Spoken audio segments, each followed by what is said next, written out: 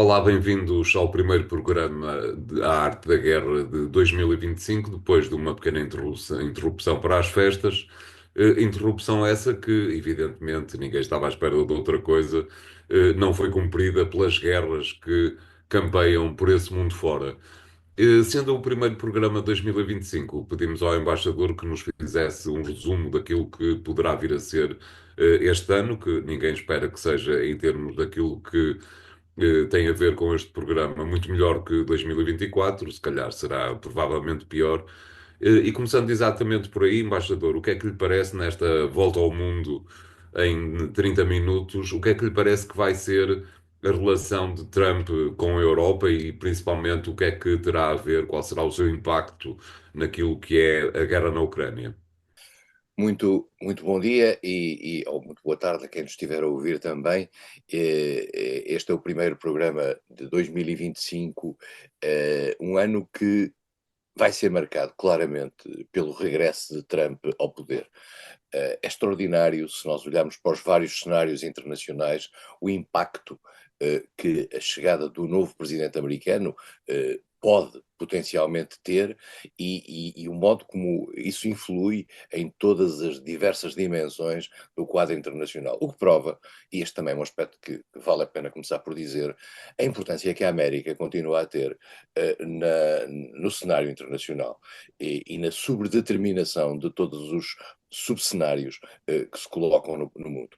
Os Estados Unidos, de facto, são a grande potência definidora das relações internacionais e, naturalmente, que a vinda de um presidente que se anuncia como disruptora face à ordem anterior, face à ordem do presidente democrata que esteve nos últimos 4 anos, está, digamos, a criar uma expectativa muito grande. Essa expectativa começa, como o António referiu, pelas guerras e pelo modo como o presidente americano se vai colocar face às guerras e, em particular, face àquela que mais diretamente nos impacta aqui na Europa, que é a guerra na Ucrânia.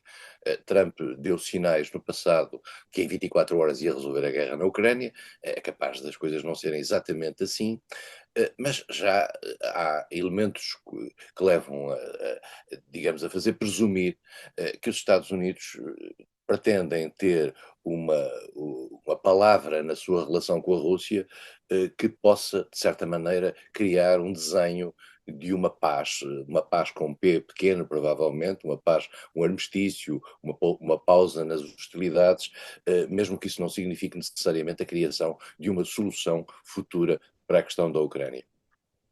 Não é muito claro o que é que Trump vai fazer, e em particular não é muito claro o que é que Trump vai deixar que a Rússia possa ganhar neste processo. Porque os Estados Unidos são uma potência, como eu referi aqui, da maior importância na escala global. No final, lembremos que no início da- do último mandato do último presidente americano, Joe Biden, tiveram uma humilhação no plano internacional, que foi o caso do Afeganistão. Seguramente não querem começar uma nova era, digamos, das suas relações internacionais com uma humilhação na Ucrânia.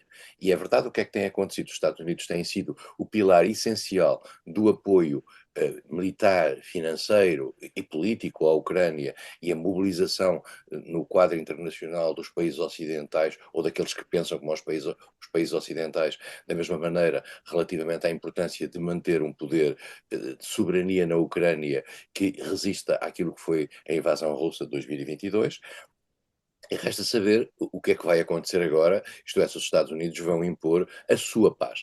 E a sua paz poderia passar por uma cedência por parte da Ucrânia em matéria territorial, desde logo a Crimeia, que eu acho que a maioria da comunidade internacional já dá por adquirida que não vai sair das mãos da Rússia, mas depois resta saber que partes da Ucrânia, entretanto ocupada e em guerra, nomeadamente a parte do Donbass, mas não só, a parte de Kherson e Zaporizhia, poderão ou não passar para as mãos da Rússia, isto é, poder-se-á fazer ali um congelamento do conflito.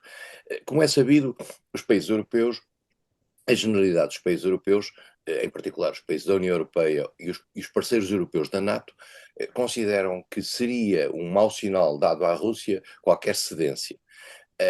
Nós já percebemos que vai haver uma cedência. Não sabemos qual, em que medida, em que dimensão.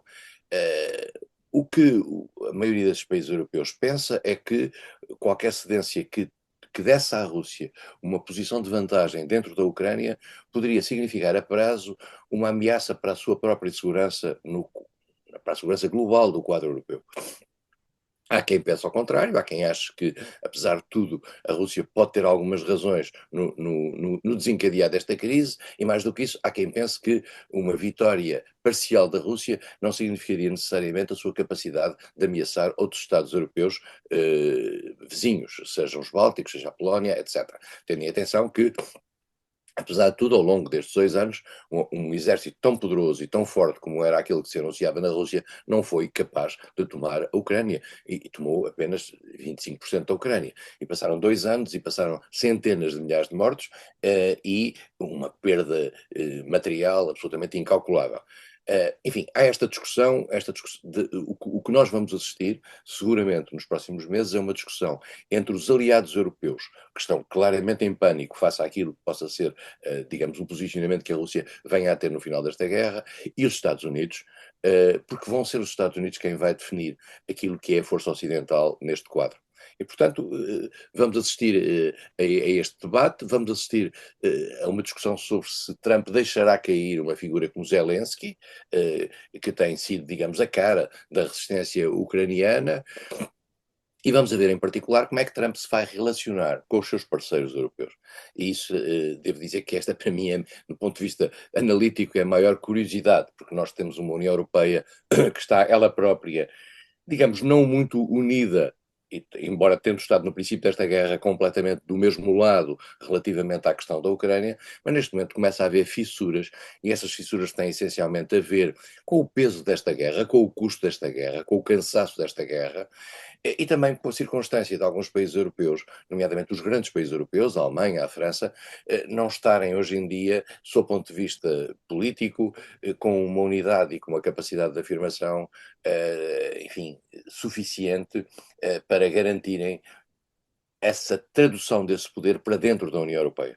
E vivemos a crise na Alemanha, há eleições na Alemanha em fevereiro, vivemos a crise em França com o governo de Emmanuel Macron que daqui a dias pode vir a ser sujeito, vai ser sujeito seguramente a uma moção de confiança e que pode, de censura, peço desculpa, e que poderá eventualmente cair ou não, e vemos neste momento a afirmação, por exemplo, de um novo poder europeu, que aliás tem a presidência da União Europeia atualmente, que é a Polónia, que está cada vez mais a emergir. Mas também vemos poderes europeus de grande ambição. Giorgia Meloni, por estes dias, foi jantar com Trump aos Estados Unidos. Portanto, há uma divisão do poder dentro da Europa a nível nacional, em que eu diria que cada um está a procurar seduzir o novo líder do mundo, que é Donald Trump. De algum modo, de qualquer modo, digo eu, embaixador, dir-me-á se concorda ou não, há uma pequena vitória, que não será bem uma vitória dos Estados Unidos, mas é uma imposição que se esperava, mas que resulta numa vitória da Rússia, isso aí parece-me claro, que é o facto de a Ucrânia já ter interiorizado que não vai entrar na NATO, não lhe parece? O problema da entrada na NATO digamos, é extremamente simples que é o seguinte: os Estados Unidos percebem, a NATO dá uma garantia, toda a gente fala do artigo 5º da NATO, que é a possibilidade de um ataque a um significa a mobilização dos restantes. Quando se fala na mobilização dos restantes, estamos a falar dos Estados Unidos, ponto. Claro.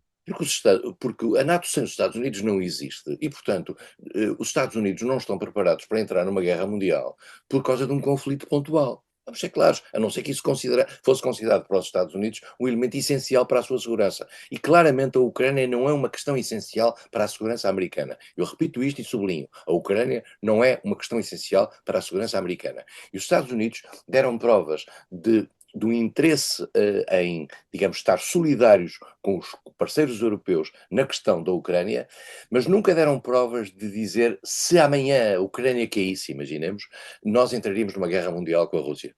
Os Estados Unidos sabem que são o último garante, porque têm a força nuclear única e que, como dizia Joe Biden sistematicamente, uma guerra nuclear não é ganha por ninguém. E esse é um ponto que os Estados Unidos têm bem claro. E se calhar têm muito mais claro do que têm alguns países europeus que vivem numa ameaça psicológica e se calhar real face à Rússia, mas que pressentem que não têm força e capacidade de reação direta face à Rússia e, portanto, encostam-se aos Estados Unidos. E os Estados Unidos dizem: nós não estamos dispostos a criar uma situação através de uma espécie de uma entrada provocatória da Ucrânia para a NATO que amanhã nos obriga a entrar numa guerra mundial com a Rússia. E Bem, de esse, qualquer forma, peço desculpa por interromper, embaixador. De qualquer forma, o que é verdade para a Ucrânia, como acaba de dizer, é de algum modo verdade para toda a Europa, e era exatamente por isso, digo eu, que o general de Gaulle, alguns nos anos 70, 60, retirou a França da Europa, isto é, da NATO, peço desculpa, isto é, verdadeiramente para os Estados Unidos. Nenhum país europeu é fundamental para a segurança dos próprios Estados Unidos. Nós pensávamos que a seguir à Segunda Guerra Mundial os Estados Unidos consideravam que a Europa era uma sua frente, isto é, os Estados Unidos eram um poder europeu e, portanto, a segurança global da Europa era importante para os Estados Unidos. E é, só que não é vital. E os Estados Unidos pressentem que, mantendo as dezenas de bases que têm pela Europa, que mantendo a atual estrutura de militar que têm na Europa em vários países e que claramente é um fator dissuasório do ataque russo, que isso é suficiente para evitar que a Rússia ameace a Europa. Não é esta a leitura dos países europeus. E até se percebe que isso possa não ser assim. Os países sentem-se por si próprios, cada um sente as suas fragilidades. E por isso mesmo há uma leitura diversa da segurança europeia feita pelos Estados Unidos e feita pelos europeus. Como diz o Noam Chomsky, se algum dia o México resolver fazer uma aliança militar com a China, os Estados Unidos não vão hesitar nem 10 segundos numa intervenção militar. Doutor, e a prova mais simples é esta, quer dizer, a situação que se vive, por exemplo, em Cuba, neste momento, Cuba vive com a sua soberania limitada, porque os Estados Unidos consideram que qualquer tipo de relação que Cuba possa ter com outras partes do mundo que lhe possa funcionar como um desafio estratégico é detrimental para o interesse americano. E, portanto, digamos, se nós quisermos ser equitativos, temos que olhar também para a situação da Rússia. A Rússia considera que o cair da Ucrânia para o lado ocidental, isto é, para o lado da NATO, para o lado dos Estados Unidos, para o lado dos países europeus que têm uma agenda contra a Rússia, acaba por desequilibrar o conflito. Agora, a questão está sempre na dúvida sobre se confiamos naquilo que são os grandes equilíbrios ou confiamos naquilo que é a liberdade dos países de fazerem as suas escolhas. Esse é que é o problema. Claro, de algum modo, passará sempre, para a história o facto de 2022 ter sido muito semelhante em muitos aspectos a 1962 e à crise dos mísseis cubanos, Tá. exatamente. Claro. Obrigado, embaixador. Voltamos já de seguida para continuar esta volta ao mundo em 30 minutos. Até lá, obrigado.